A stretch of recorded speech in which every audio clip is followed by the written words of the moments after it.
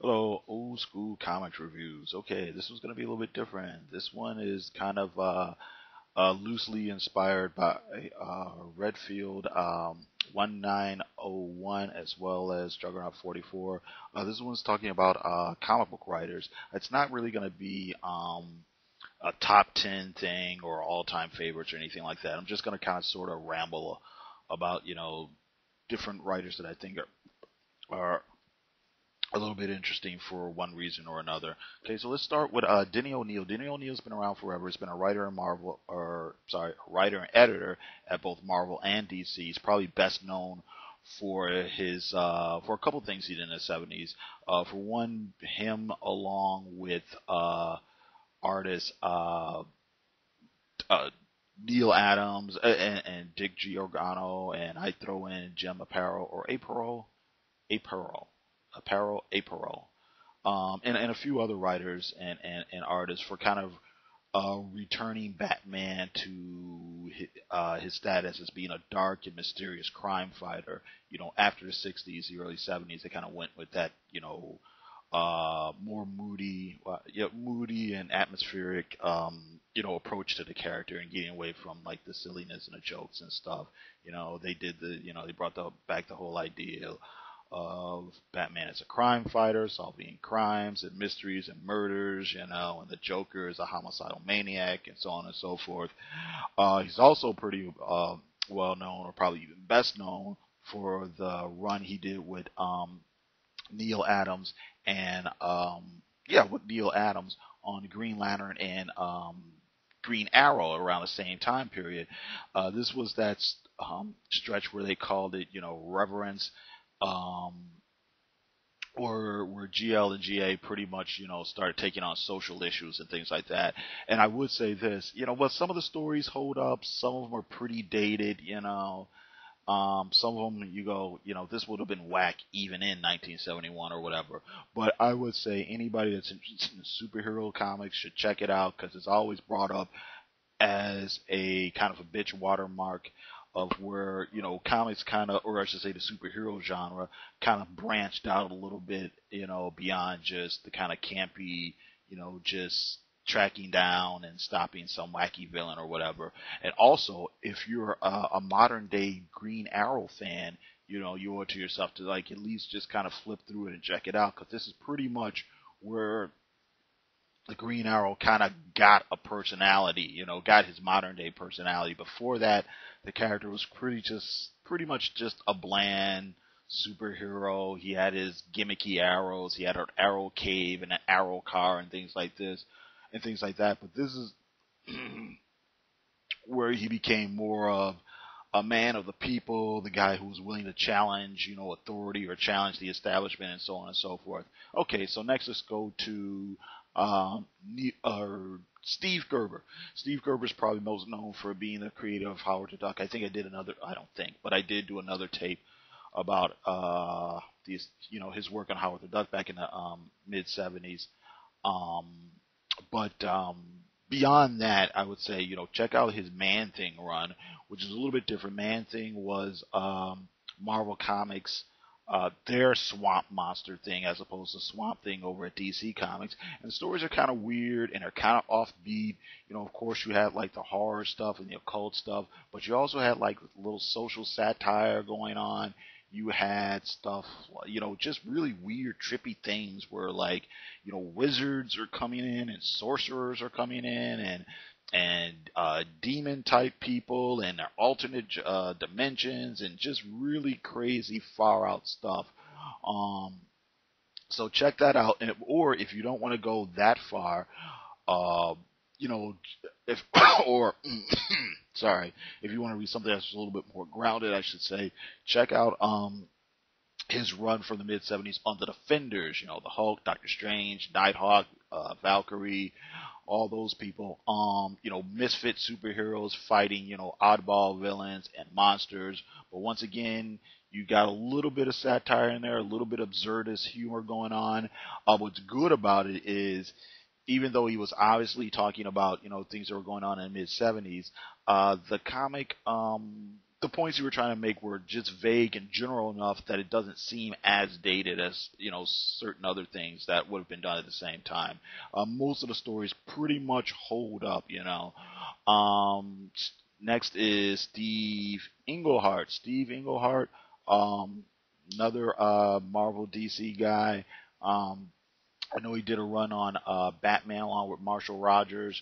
I did a few Justice League of America stories, I believe. I'm not that familiar with those, other than knowing that he did them. I know him for that run on Captain America in the '70s, the Avengers in the '70s.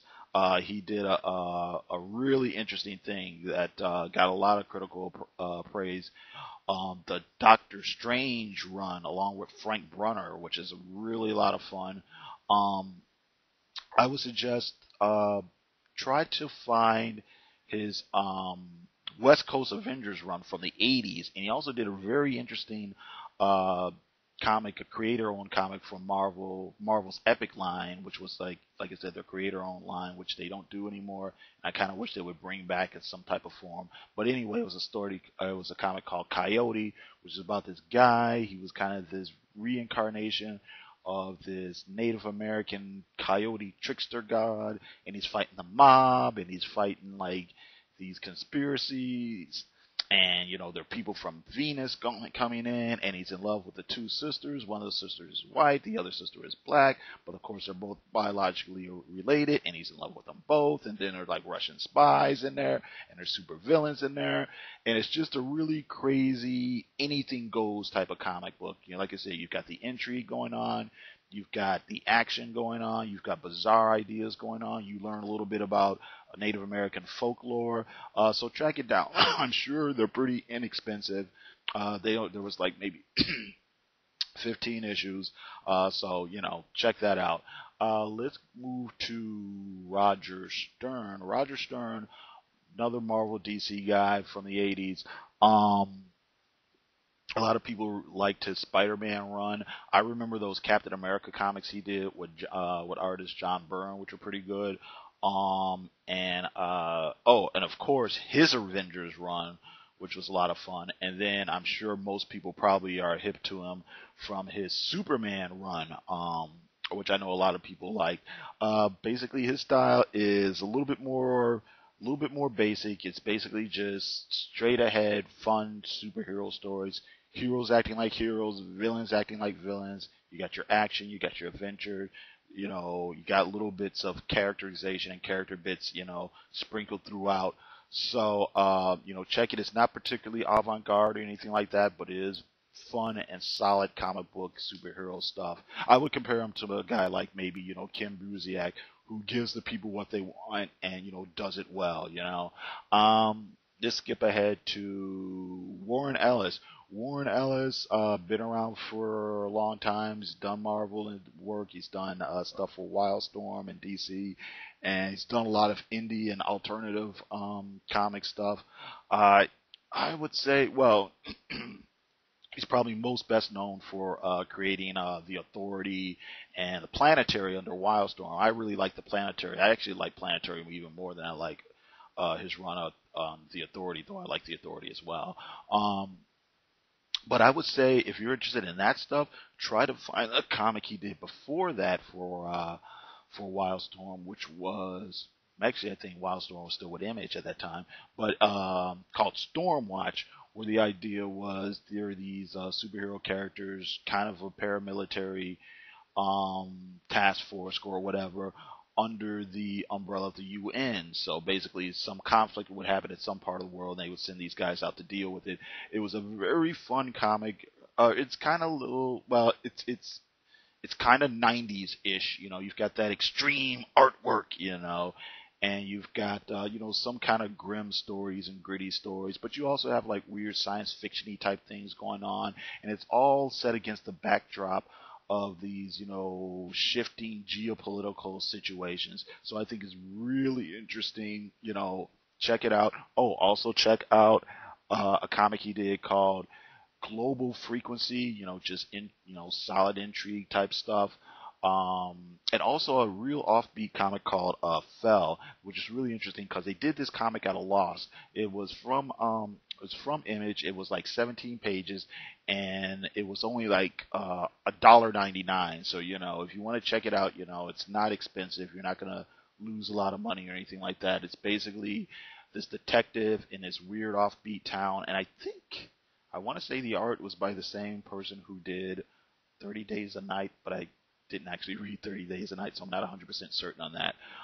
But definitely, check it out. It's inexpensive. It's a fun read. It's just offbeat detective stories, and just dig it because it's good. How about Alan Moore? Alan Moore, yeah, whatever.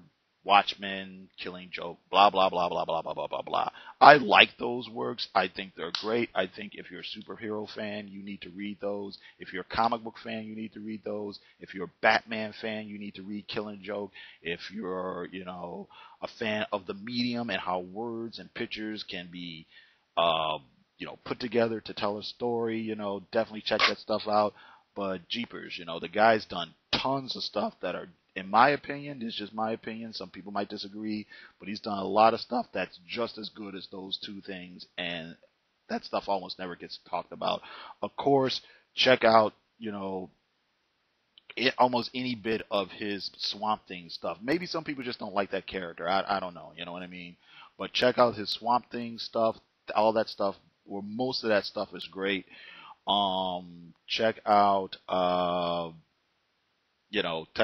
more recent. Check out Promethea, which I like a lot. I think it's every bit as avant-garde and whatnot, and pushes the medium every bit as much as the Watchmen does. That's just my opinion, but that's how I feel about that. I think it's really great and really intriguing, and it makes me want to go read real books and stuff.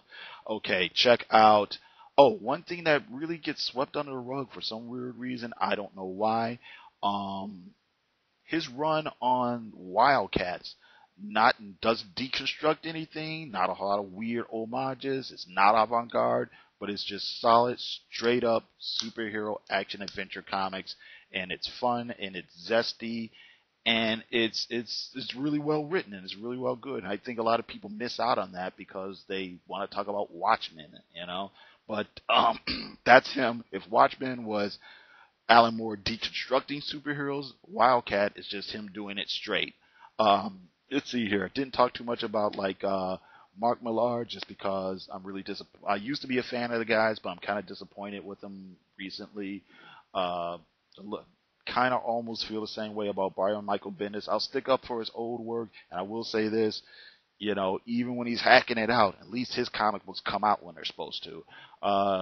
Geoff Johns, a lot of people like Geoff Johns. I liked his Avengers stuff.